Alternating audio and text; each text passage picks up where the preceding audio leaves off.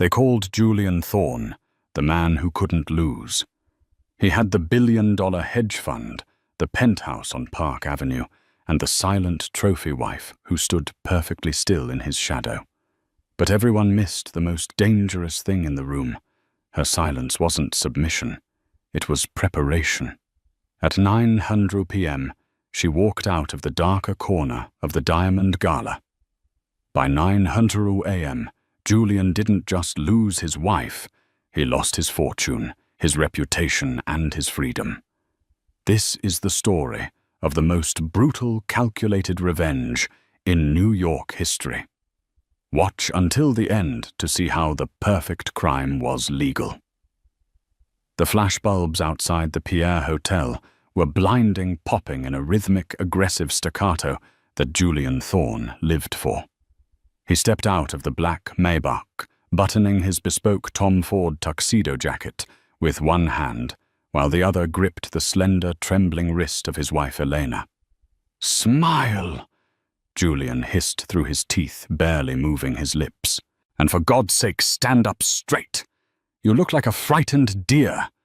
You're the wife of a billionaire, not a charity case." Elena forced the corners of her mouth upward. It was a practiced expression, one she had perfected over 7 years, of a marriage that felt less like a partnership and more like a hostage situation. She wore a vintage emerald necklace, a piece Julian had bought at a Christie's auction, not for her, but for the tax write-off. "I'm trying, Julian," she whispered, her voice barely audible over the screaming paparazzi calling out Julian's name. "Try harder," he snapped, pulling her up the red carpet. Julian Thorne was the CEO of Thorne Capital, a hedge fund that had just posted record profits by shorting a pharmaceutical company, right before a scandal broke. A scandal, many whispered. Julian had manufactured himself.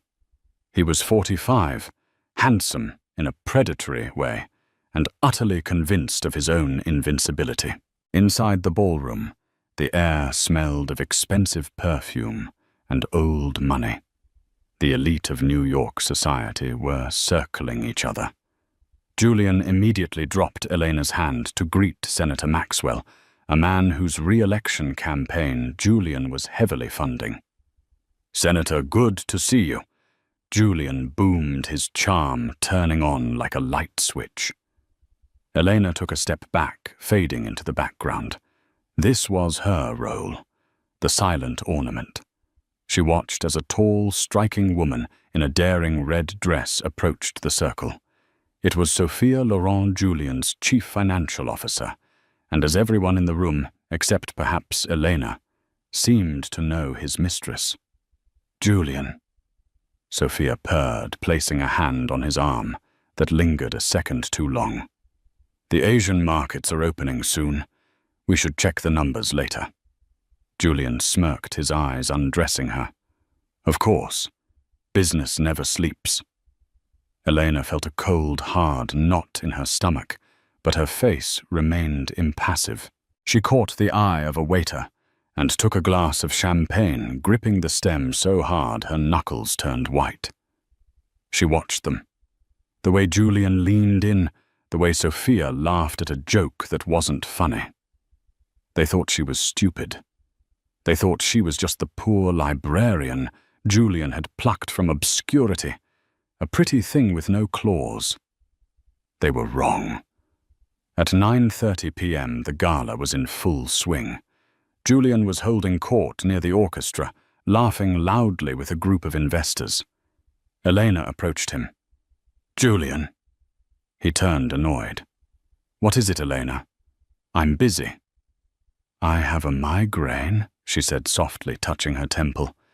"The lights, they're too bright. I'm going to take the car back to the penthouse." Julian rolled his eyes, sighing theatrically for his audience. "Of course you do. You never could handle the real world, could you, Fine?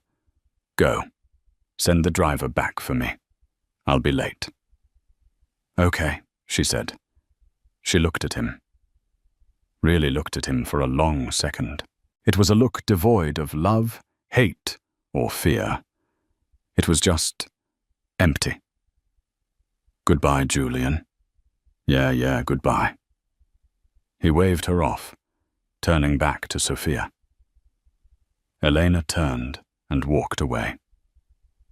She didn't rush. She walked with the measured grace of a woman who knew exactly where she was going. She retrieved her coat from the cloakroom, walked out the side exit to 61st Street, and climbed into the waiting Maybach. "Home, Mrs. Thorne?" the driver, a burly man named Gus, asked. "Actually, Gus." Elena said, her voice suddenly steady, the tremble completely gone. "Take me to Teterboro Airport. I've decided to visit my sister in Boston for a few days. Julian knows." Gus nodded. He didn't question her. Why would he? She was the meek, obedient wife. As the car merged into traffic, Elena reached into her clutch. She didn't pull out a compact or a lipstick. She pulled out a burner phone, a cheap Android she had bought with cash 6 months ago. She typed in a single code and hit send. On the screen, a progress bar appeared. "Executing script Prometheus. 0% complete." She watched the percentage tick up to 1%. "Drive a little faster, please, Gus," she said calmly. "I don't want to miss my flight." Julian stumbled into the penthouse at 3:00 a.m. He was drunk on vintage scotch and his own ego. Sophia had left 20 minutes earlier, taking a separate Uber to maintain appearances, though the lipstick stain on Julian's collar told a different story. "Elena!" he bellowed into the cavernous foyer. Silence. "Useless woman," he muttered, tossing his keys onto the marble console table. He loosened his tie and staggered toward them. The master bedroom. He expected to find her asleep, perhaps crying softly into her pillow as she often did. He liked it when she cried. It made him feel powerful. He pushed the door open. The bed was made. Perfectly pristine. The sheets were tight, the pillows fluffed. It hadn't been slept in. Julian frowned. "Elena." He checked the bathroom. Empty. He checked the guest rooms. Empty. A flicker of irritation rose in his chest. Had she actually gone to a hotel? If she had, he would cancel her credit cards in the morning. He would teach her a lesson about leaving without permission. He went to the walk-in closet to change. He froze. The closet was usually filled with Elena's modest collection of designer clothes, things he forced her to wear. But tonight it looked normal. Her dresses were there. Her shoes were lined up. But something was wrong. The spacing was off. He walked to the back of the closet, where the wall safe was hidden behind a painting of a seascape. He moved the painting. The safe door was closed. He punched in the code 0 to 5 1880. His birthday. The light turned red. Error. He frowned. He typed it again. Error. What the hell? He tried the master override code. Error. System lockdown initiated. Damn it! He kicked the wall. He was too drunk to deal with a malfunction. He decided to deal with Elena's tantrum in the morning. He stripped down to his boxers and collapsed onto the bed, passing out within seconds. He didn't hear the hum of the servers in his home office down the hall, suddenly spike the fans whirring as they processed terabytes of data. He didn't hear the notification ping on his phone, then another, then a cascade of them lighting up the dark room like strobe lights. Julian woke up at 8:15 a.m. to the sound of pounding. It wasn't a polite knock.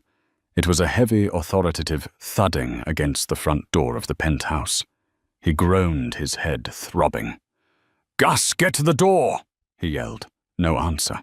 The house was dead silent, except for the pounding. Julian dragged himself out of bed. He grabbed his silk robe. "I'm coming, hold your horses." He marched to the front door, anger rising. He looked through the peephole and stopped dead. It wasn't the doorman. It wasn't room service. Standing in the hallway were 3 men in windbreakers. On the back of the jackets, in bold yellow letters, was the acronym FBI. Julian's heart hammered against his ribs. He unlocked the door. "Julian Thorne?" the lead agent asked. He was an older man with a face like carved granite. "Yes," Julian said, trying to summon his CEO voice. "Do you have any idea what time it is I'm calling my lawyer?" "You can do that, Mr. Thorne," the agent said, stepping into the foyer without waiting for an invitation. "I'm Special Agent Miller. We have a warrant for the seizure of all electronic devices and physical assets located in this residence." "Seizure on what grounds?" Julian demanded, backing up. "This is harassment, on the grounds of wire fraud, embezzlement, insider trading, and—" Agent Miller looked down at a clipboard, "violating the RICO Act." "That's insane." Julian laughed nervously. "My books are spotless. My CFO handles everything." "Your CFO, Ms. Sophia Laurent, was picked up by our team 20 minutes ago at her apartment," Miller said calmly. "She's already cooperating." The color drained from Julian's face. "Sophia. But that's not why we're here right this second. Mr. Thorne," Miller said, looking around the apartment. "We're also here regarding the welfare of your wife, Elena Thorne." "Elena?" Julian blinked. She's at her sister's, or a hotel. She had a migraine." Miller stared at him. "Mr. Thorne, we received an automated distress signal from this address at 3:00 a.m., indicating a domestic disturbance, followed by a data dump sent to the SEC, the DOJ, and the New York Times, seemingly from Mrs. Thorne's personal cloud account. The email contained a suicide note claiming she was afraid for her life because of what she knew about your business." "Suicide note," Julian whispered. No, she's fine. She's just playing games." "We found her car, Mr. Thorne," Miller said, his voice dropping an octave. "It was parked on the George Washington Bridge. The engine was running. Her purse and shoes were on the railing. We haven't found a body yet because the current is strong." Julian felt the room spin. The hangover vanished, replaced by cold terror. "She's not dead," Julian stammered. "She wouldn't. She doesn't have the guts. Or maybe—" Miller stepped closer. "Someone helped her over the edge. We know about the mistress, Julian. We know about the offshore accounts in the Caymans, the ones that were emptied 5 hours ago. Every cent, Mr. Thorne. Transferred to untraceable crypto wallets." "Emptied?" Julian choked. "You have $0 in your operating accounts," Miller said, "and since the transfers were authorized by your biometric data, it looks like you're trying to run. That's why we're here to arrest you. You're a flight risk." "I didn't authorize anything," Julian screamed. "Tell it to the judge." Miller nodded to the agents behind him. "Cuff him." As the cold steel clicked around Julian's wrists, he looked wild-eyed around the penthouse. He looked at the family photo on the console table. Julian smiling. Elena looking down. She did this, a voice in his head screamed. The quiet mouse. She didn't just leave. She burned the house down. The interrogation room at the FBI field office in Lower Manhattan was a cold, windowless box that smelled of stale coffee and industrial cleaner. Julian Thorne sat at a metal table.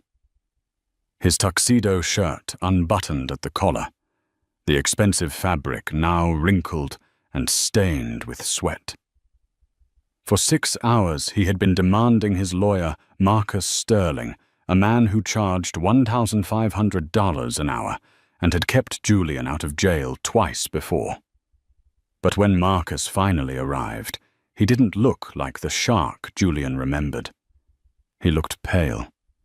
"Get me out of here, Marcus." Julian snapped his voice hoarse.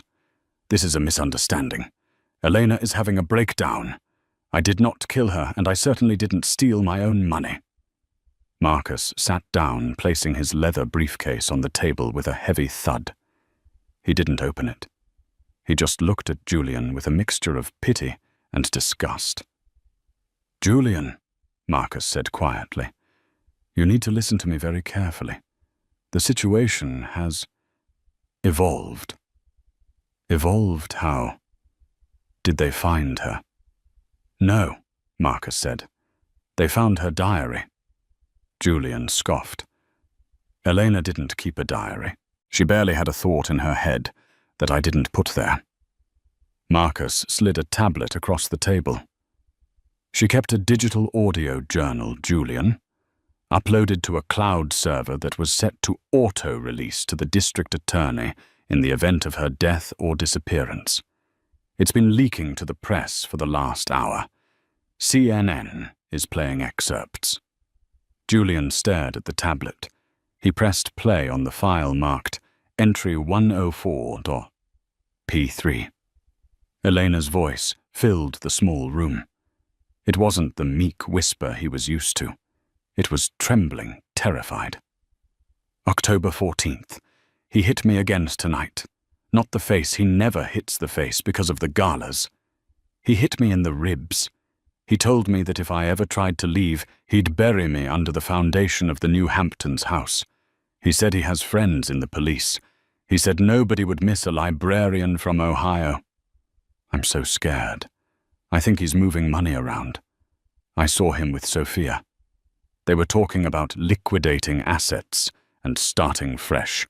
I think he's going to kill me to make space for her." The recording ended with the sound of muffled sobbing.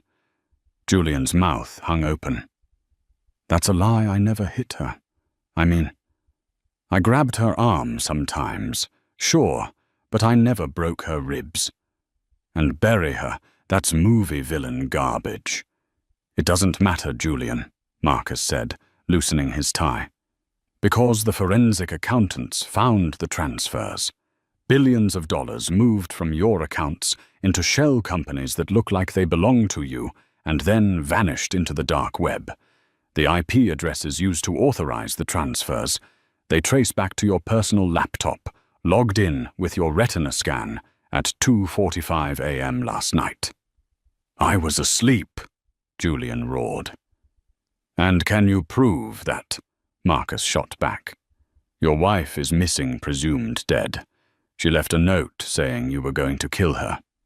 Money is missing.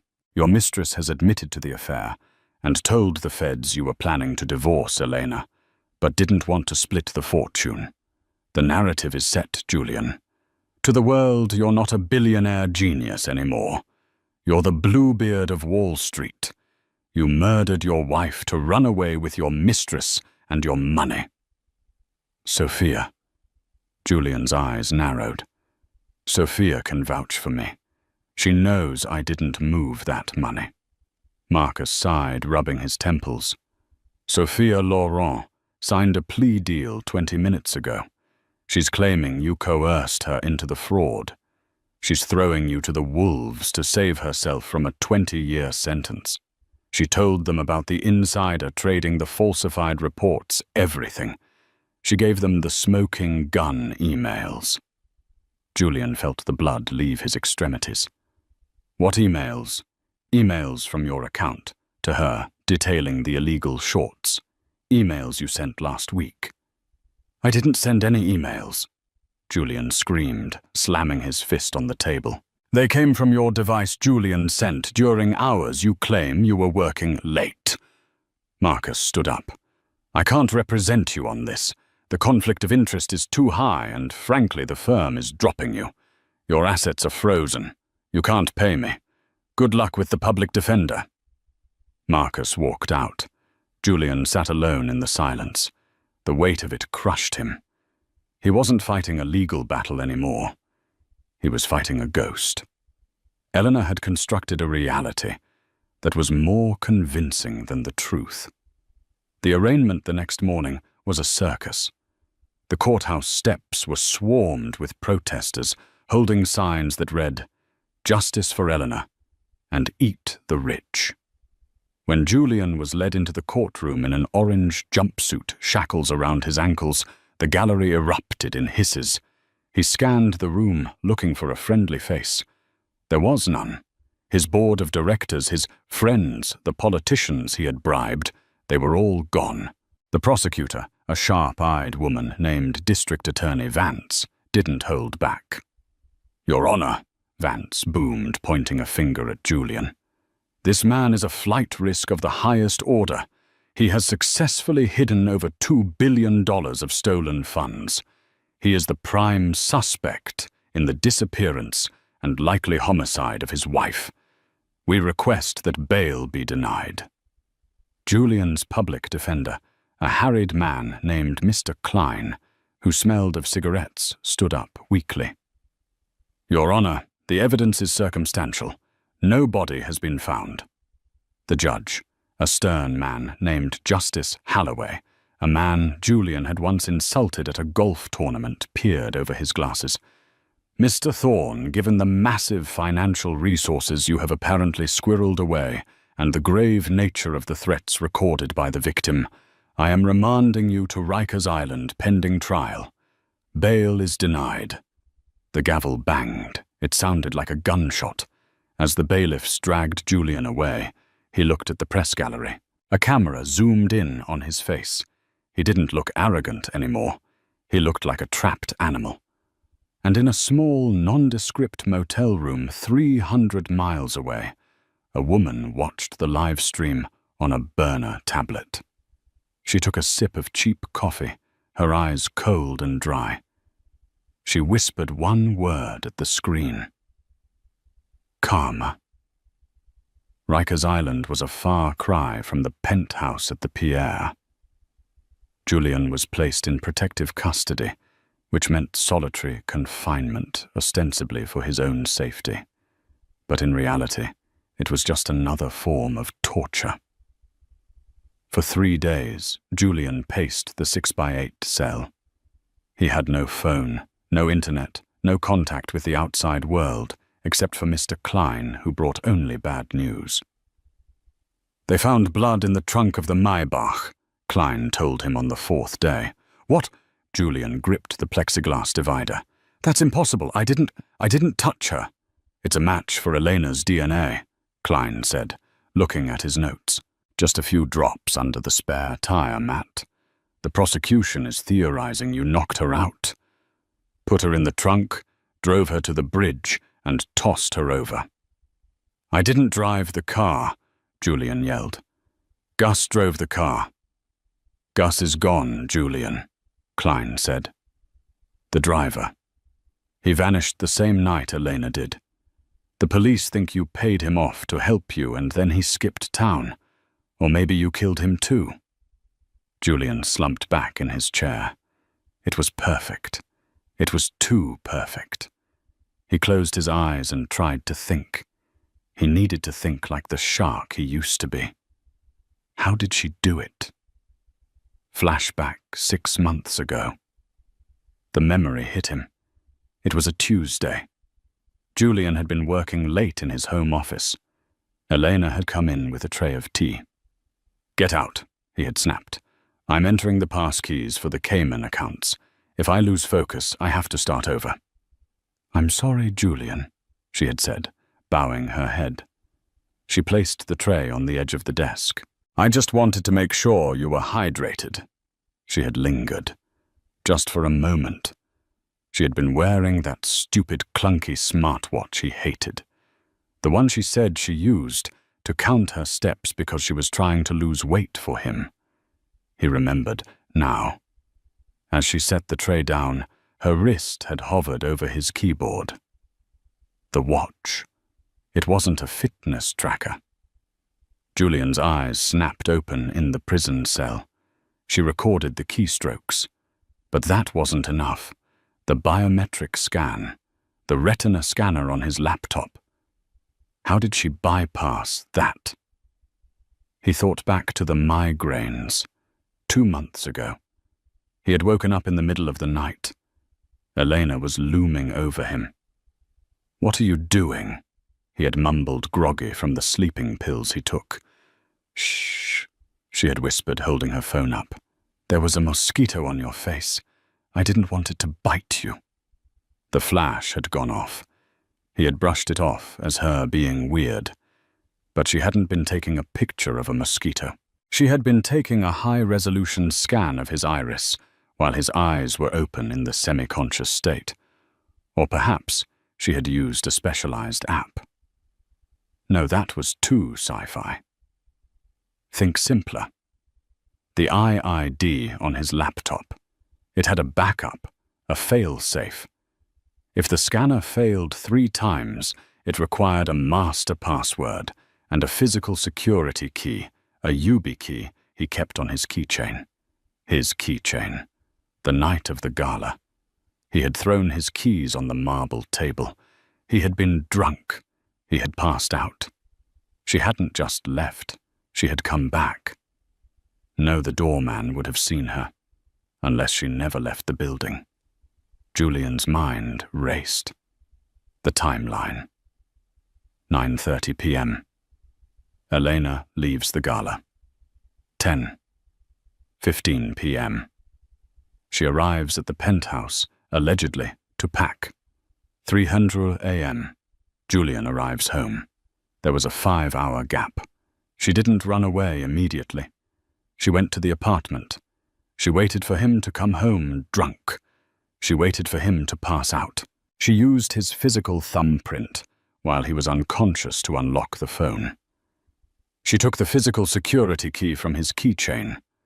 She performed the transfers while he was snoring in the next room. Then she planted the evidence, the messy closet, the fake struggle. But the blood Julian remembered a week ago. Elena had cut her finger while chopping vegetables. It was a deep cut. She had bled into a bowl. She had been weirdly calm about it, staring at the blood before washing it away. She saved it. The realization made Julian retch. She had been harvesting her own blood, freezing it, saving it to plant in the car. This wasn't a crime of passion. This was an engineered dismantling of his life. Elena sat in a diner booth wearing a brunette wig and thick-rimmed glasses. She looked like a graduate student, or maybe a young writer. She wasn't Elena Thorne anymore. Her passport, a masterpiece of forgery she had paid $50,000 for on the dark web, said she was Nora Gray. She opened her laptop, a brand-new air-gapped machine that had never touched Julian's Wi-Fi. She navigated to a secure banking portal. The interface was plain gray text on a black background. Account balance, 214,000 tons distributed. Status laundered, clean. She didn't smile. Smiling was for people who had won a game. She hadn't won a game. She had survived a war. She took a bite of her toast. She scrolled through the news. Thorne Capital collapses SEC, freezes all assets. Search for body continues in Hudson River. She clicked on an article about Sophia Laurent. Mistress confesses he made me do it. Elena allowed herself a small, cold smirk. That was the master stroke. She hadn't just framed Julian. She had framed Sophia as his accomplice. She had used Julian's email, which she had access to for months, to send Sophia incriminating messages. She had planted deposits in Sophia's accounts, just enough to look like bribes, not enough to make Sophia rich. She had turned Julian's 2 allies against each other. She closed the laptop. She wasn't done yet. Julian was in prison, yes, but he was a narcissist. He would find a way to weasel out. He would hire better lawyers. He would find a loophole. She needed to ensure the nail was driven into the coffin so deep it could never be pulled out. She pulled out the burner phone. She had one final message to send. Not to the police. Not to the press. She dialed a number she had memorized from Julian's black book, the physical book he kept in a safe she wasn't supposed to know about. The phone rang twice. "Yeah," a rough voice answered. "This is regarding the shipment in Newark."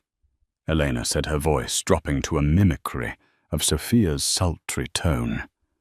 "Mr. Thorne wants to renegotiate the terms. He's feeling squeezed." "Thorne is in jail," the voice growled. "Exactly," Elena said. "And he's thinking about talking, unless you ensure he stays quiet." She hung up. The man on the other end was Salvatrucha Sal Moretti, the head of a construction union that Julian had been using to launder money for the mob. Elena knew that the FBI couldn't keep Julian in jail forever on financial crimes, but the mob. They would handle him for free if they thought he was a snitch. She stood up, left a $20 bill on the table, and walked out into the crisp autumn air. She had a flight to catch. But back in New York, the walls were closing in on Julian from sides he didn't even know existed. Julian Thorne had spent his life believing that money was a shield. It could deflect lawsuits, silence critics, and buy freedom. But in Unit 4 north of the Metropolitan Correctional Center, money was a rumor and debt was paid in blood. 3 days after Elena's call to Sal Moretti, the atmosphere around Julian changed. He felt it in the cafeteria first. The other inmates stopped jeering at him. Instead, they went silent when he walked by. It was the silence of a jungle when a predator is near. Except Julian realized with a jolt that he was the prey. He was sitting alone picking at a tray of grey meatloaf when a heavy tray slammed down opposite him. It was a man known only as the Butcher, an enforcer for the Moretti crime family, serving life without parole. He didn't look at Julian. He looked at the wall. "Sal sends his regards," the Butcher whispered. Julian's fork clattered to the table. I didn't say anything. I'm not talking to the feds." "Sal heard you were looking for a deal," the Butcher said, finally turning his dead shark-like eyes onto Julian. "He heard you were going to trade the union construction contracts for a lighter sentence on the wife thing." "That's a lie," Julian hissed, sweat beading on his forehead. "My wife set me up. I don't know who told Sal that." "But doesn't matter." The Butcher interrupted. He slid a small, folded piece of paper across the table. "You have 24 hours to plead guilty to everything. The fraud, the murder, all of it. You go away for life, you keep your mouth shut, and you live. You try to fight it. You try to cut a deal." The Butcher made a slicing motion across his neck.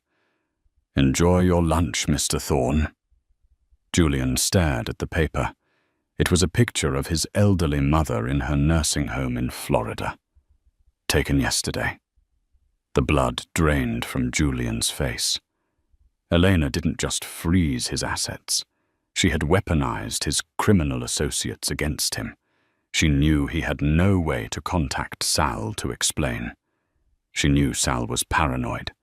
She had backed Julian into a corner where the only way to save his life and his mother's was to accept life in prison for a murder he didn't commit.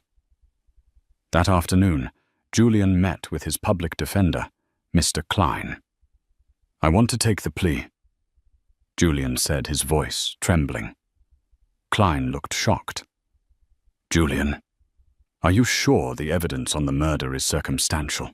We could beat the homicide charge. We could get it down to manslaughter, maybe 10 years. "No!" Julian screamed, checking the door of the interview room. "No trials, no press. I want to plead guilty to first-degree murder and grand larceny, today, right now." "But why?" Klein asked, baffled.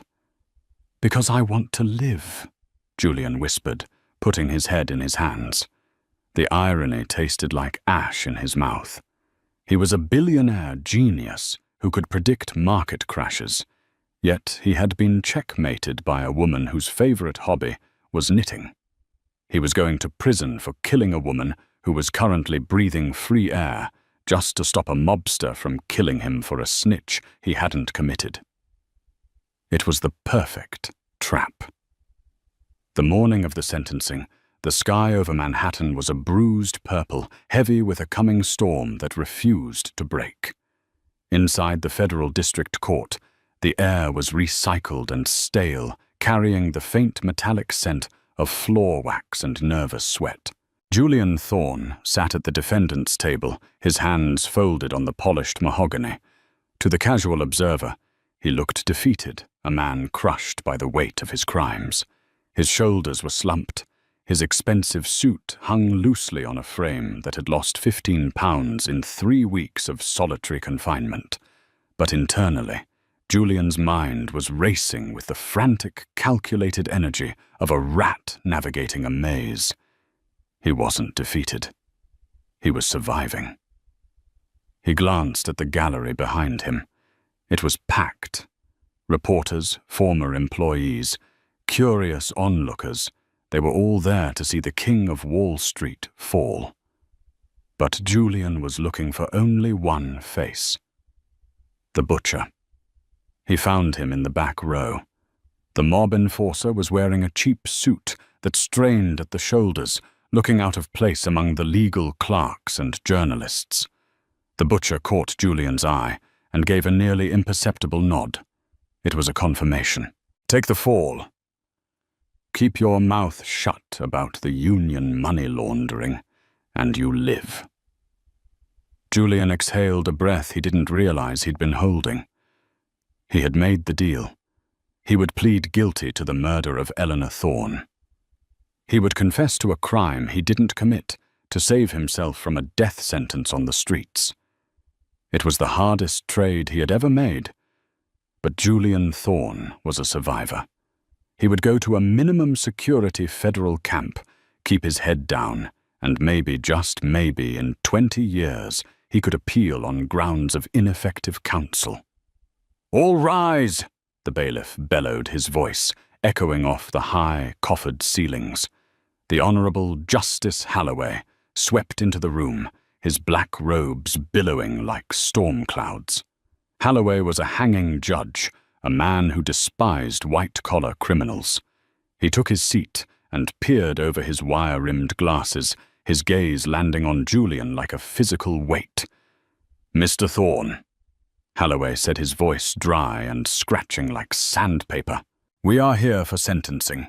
You have entered a plea of guilty to 1 count of first-degree murder and 24 counts of wire fraud and grand larceny. Do you stand by this plea?" Julian stood up. His legs felt heavy, as if he were wading through concrete. He licked his dry lips. "I do, Your Honor." "And do you have anything to say before this court passes sentence?" This was the moment, the performance. Julian had rehearsed this in his cell 1,000 times. He had to sound remorseful enough to satisfy the judge, but broken enough to satisfy the mob. "Your Honor," Julian began, his voice cracking perfectly. I loved my wife. But I was greedy. I was weak. The money became a sickness. When Elena found out, I panicked. I didn't mean for it to happen. It was an accident that spiraled out of control. I accept full responsibility for her death and for the financial crimes I committed. I only ask for mercy." A murmur went through the crowd. The admission. The press scribbled furiously. Justice Halloway let the silence stretch. He shuffled the papers on his bench, the sound amplified by the microphone. "Mr. Thorne," the judge said finally, "I have sat on this bench for 30 years. I have seen drug dealers, hitmen, and terrorists, but rarely have I seen a man so devoid of a soul as you. You didn't just kill your wife. You erased her. You disposed of her like she was a line item on a spreadsheet that didn't balance. And then you stole billions, destroying the livelihoods of thousands of investors to fund your escape. Julian flinched. Just get it over with, he thought. Mercy is for those who show humanity. Holloway continued, his voice rising. You have shown none. Therefore, this court shows you none. The gavel raised. Julian Thorne, I sentence you to life in federal prison without the possibility of parole. You are remanded to the custody of the Bureau of Prisons immediately. Bang! The sound was like a gunshot in the quiet room. Life without parole. Julian's knees buckled slightly. He had expected 50 years, maybe 40. But life. Take him away, Holloway ordered, not even looking up as he closed the file. The bailiffs were on him instantly, their hands rough as they cuffed his wrists behind his back. The flashing cameras blinded him as he was hauled toward the side door. He looked back for the butcher, but the seat was empty. The mob had gotten what they wanted. Julian was buried. They didn't take him back to Rikers immediately. They shoved him into a temporary holding cell in the basement of the courthouse while the paperwork was processed. It was a cold, windowless, concrete box with a stainless steel toilet and a single metal bench bolted to the floor. Julian sat on the bench, staring at the graffiti scratched into the grey paint. He was in shock. Life. He would die in a cage. But at least he was alive. At least the mob wouldn't shank him in the shower. He had outsmarted death. The heavy steel door buzzed and clicked open. Julian looked up, expecting the transport officers. Instead, a small, balding man in an impeccable charcoal suit walked in. He held a leather briefcase and looked distinctly out of place in the grime of the holding cell. "Mr. Thorne?" the man asked. His accent was Swiss, precise, clipped neutral. "Who are you?" Julian croaked. "I fired my lawyers. I don't have any money left to pay you." "I am not here to represent you," the man said, stepping into the cell but careful not to touch anything. "My name is Henry Dubios. I am a solicitor with the firm of Vanguard and Associates in Zurich. I am here to execute a specific instruction left in our escrow." "Escrow?" Julian frowned. "I don't have accounts in Zurich anymore. The Fed seized everything." "This does not concern your accounts, Mr. Thorne," Dubios said. He opened his briefcase. "This concerns a package that was deposited with our firm 7 years ago, with strict instructions to be delivered to you personally only in the event of a sentencing of life imprisonment or death." Julian felt a cold prickle on the back of his neck. 7 years ago, who deposited it? Dubios didn't answer. He simply pulled out a thick, cream-colored envelope. It was sealed with red wax. "This is for you. My task is complete." The solicitor placed the envelope on the metal bench next to Julian, turned, and knocked on the door. The guard opened it, and the man vanished as quickly as he had appeared. Julian stared at the envelope. It looked heavy, expensive. The paper was textured linen. He reached out with his cuffed hands, his fingers trembling. He picked it up. A scent hit him. It was faint but unmistakable. Lavender and vanilla. It was Elena's perfume. The world seemed to tilt on its axis. His breath hitched in his throat. He fumbled with the wax seal, his fingernails scraping against the paper until it tore open.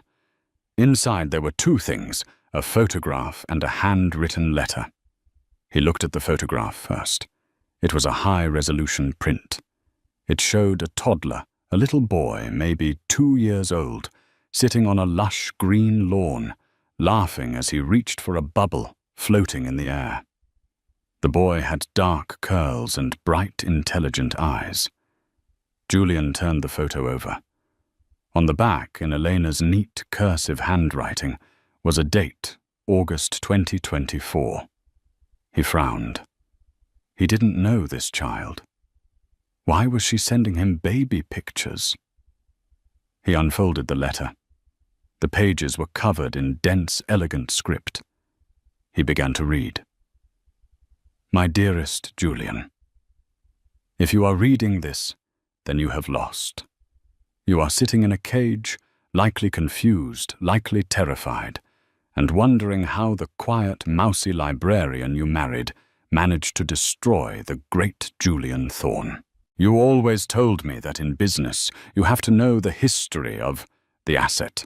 You have to know where it came from to know what it's worth. But you never checked my history. Did you, Julian? You saw a pretty face in a library, a woman with no family, no connections, someone you could mold into the perfect silent accessory. Do you remember 2008? Do you remember a company called Vanguard Tech? Julian froze. His eyes scanned the words, his heart hammering against his ribs. Vanguard Tech. It was his first big kill. He had shorted the stock spread rumors about the CEO's mental health and drove the share price to zero. He had bought the patents for pennies on the dollar. It was the foundation of his empire. The CEO of Vanguard Tech was named Robert Vance. The letter continued. He was a good man. He was a brilliant inventor. And he was my father. He didn't just lose his company, Julian. He lost his mind. The shame you manufactured, the lies you told to the press, it broke him. I was 22 years old when I came home and found him in the garage. He had hanged himself with an extension cord because you bankrupted him. A strangled noise escaped Julian's throat. I changed my name. I dyed my hair.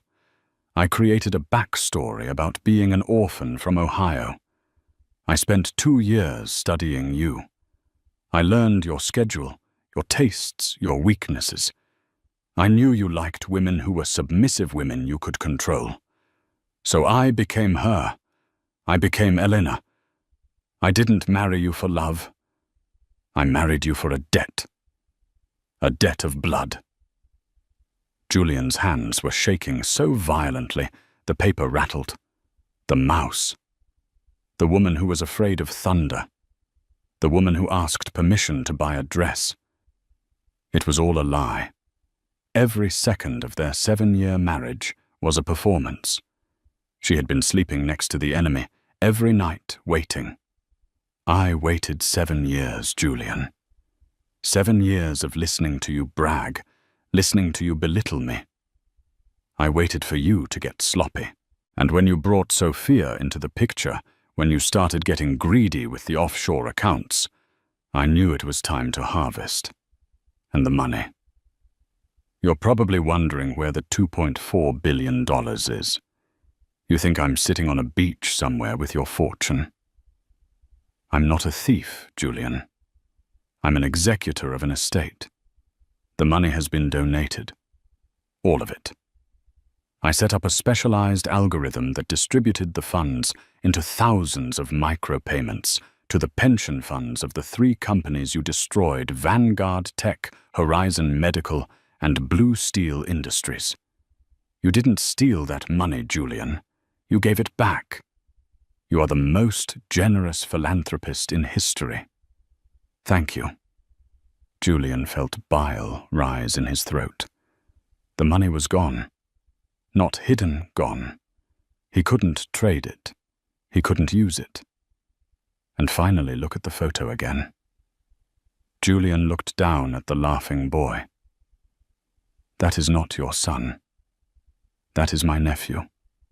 My sister's son. The sister you wouldn't let me visit because family is a distraction.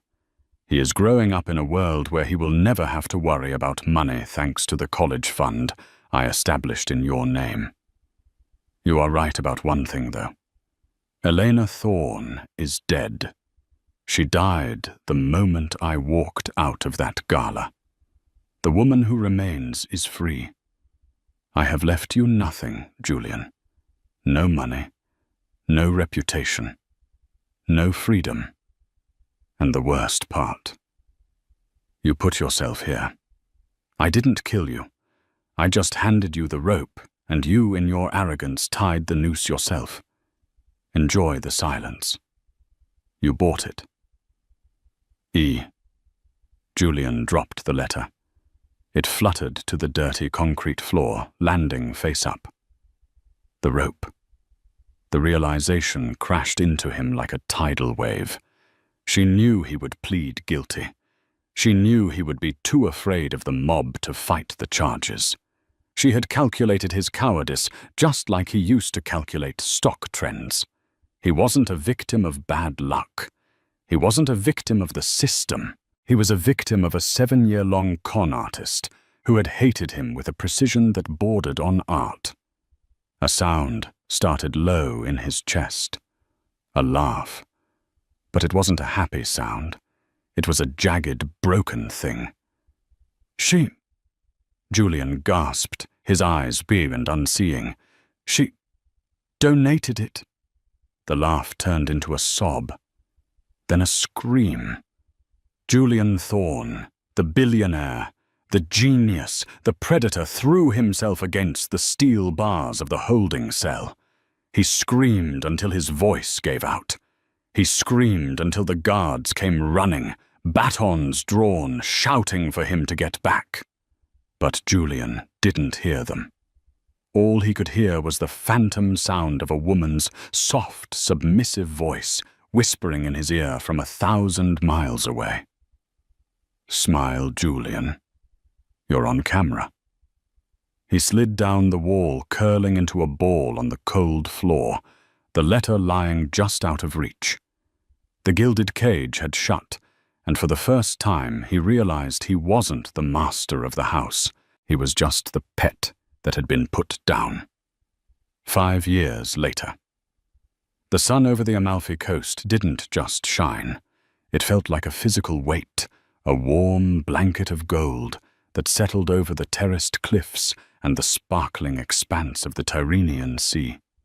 The air was thick with the scent of wild lemons, dried sage, and the salt spray crashing against the rocks 1,000 feet below. In the sleepy village of Ravello, life moved at a pace that Julian Thorne would have found maddening. There were no tickers tape, no high-frequency trading algorithms, no urgent emails. There was only the slow, rhythmic tolling of the church bells and the murmur of conversation in the piazza. Sitting at a small wrought-iron table outside Café di Napoli was a woman the locals knew as Miss Rossi. She looked nothing like the pale, trembling creature who had once stood on red carpets in New York City, clutching a billionaire's arm for balance. Her hair, once a chemically straightened blonde, was now cut into a sharp, chic bob and dyed a deep, warm chestnut. Her skin was tanned from hours spent tending to the small olive grove behind her rented cottage. She wore a simple linen dress and leather sandals, an outfit that cost less than a single pair of socks she used to own as Elena Thorne. But the most striking difference was her eyes. They were no longer empty. They were sharp, clear, and unburdened. Un caffè, Signora Rossi, the waiter, an elderly man named Marco, asked as he wiped down her table. Si, grazie, Marco. She smiled. It was a genuine smile, one that crinkled the corners of her eyes. And the international papers, if you have them. Marco nodded and returned with a porcelain cup and a folded copy of the International Herald Tribune. Ms. Rossi Elena took a sip of the dark, bitter espresso. She didn't need the caffeine to wake up anymore. She slept soundly every night, a luxury she hadn't known for 7 years. She opened the newspaper, scanning the headlines. Politics in London, a merger in Tokyo, a climate summit in Paris. The world kept turning indifferent to the dramas of individual men. Then she found it. It was a small column on page 14, buried beneath an advertisement. equipment for luxury watches. Former hedge fund mogul hospitalized after prison attack. Elena adjusted her sunglasses and read the text. Julian Thorne. 50 serving a life sentence without parole at the ADX Florence Supermax facility remains in critical condition following an altercation in the exercise yard yesterday. Thorne, once one of Wall Street's most powerful figures, has reportedly been the target of multiple assaults since his incarceration 5 years ago. Prison psychologists note that Thorne suffers from severe paranoia and refuses to speak to legal counsel, often claiming he is being watched by ghosts. Elena lowered the paper. She stared out at the blue horizon, where the sea met the sky in a seamless line. She tried to summon a feeling of guilt. She searched her conscience for a flicker of remorse for the man who was currently bleeding in a prison infirmary, alone, broken, and terrified. She felt nothing. Or rather, she felt balance. For 7 years, Julian had made her life a prison. He had isolated her, tracked her movements, controlled her finances, and erased her identity. He had built a golden key and told her she should be grateful for the bars. He had driven her father to suicide for profit and laughed about it over scotch. She hadn't killed him. She hadn't hired a hitman. She had simply held up a mirror. She had used his own weapons against him. His greed, his arrogance, and his absolute certainty that he was the smartest person in the room. Julian believed he was a shark in an ocean of minnows. He never stopped to consider that the ocean itself could turn against him. The money, the $2.4 billion, was gone. She hadn't kept a dime of the stolen funds. It had taken her months to write the code, but she had successfully funneled every cent into the pension funds of the companies Julian had destroyed. The iron workers in Ohio, the tech developers in Austin, the medical researchers in Boston, they had all received anonymous checks, adjustments to their accounts. Justice wasn't about punishment. It was about restoration. Elena reached into her tote bag and pulled out a small leather-bound book. It was a sketchbook. She opened it to a fresh page. With a piece of charcoal, she began to draw the view before her. The cliffs, the sea, the lemon trees. Her hand was steady. A shadow fell over her table. She looked up, startled. It was a young backpacker lost holding a map. "Excuse me," he said in English. "Do you know the way to the Villa Simbrone?" Elena looked at him. He was young, American, full of energy. "Yes," she said, her voice soft but strong. "You go up the stairs behind the church, turn left at the bakery, and keep climbing. The view from the top is worth the walk." "Thanks," he grinned. "You have a great accent. Are you American?" Elena paused. She thought about the penthouse on Park Avenue. She thought about the galas, the flashes, the fear. She thought about the woman named Elena Thorne, who had died that night on the George Washington Bridge. "No," she said, turning back to her drawing, the charcoal scratching pleasantly against the paper. "I used to be. Now I'm just a local." The boy nodded and ran off up the stairs. Elena watched him go. A cool breeze blew in from the sea, rustling the pages of the newspaper where Julian's tragedy was printed in black and white ink that would fade by tomorrow. She took a deep breath, filling her lungs with the sweet air of freedom. The gilded cage was empty. The door was open. And the bird hadn't just flown. She had learned to soar. "Karma," she whispered to the wind. And for the first time in her life, the wind didn't whisper back. It just blew wild and free, carrying her secrets out to the endless blue sea. And that brings us to the end of the story of Julian and Elena Thorne. In the end, Julian lost everything, not because he wasn't smart, but because he underestimated the quiet woman standing in his shadow. Elena proved that the most powerful revenge isn't violence, It's patience. She waited, she planned, and she let Julian's own nature be his downfall. Now I have a question for you guys. Do you think Elena was right to keep the money for the victims, or should she have turned it in to the authorities? And was life in prison a fair punishment for Julian, considering he didn't actually kill her?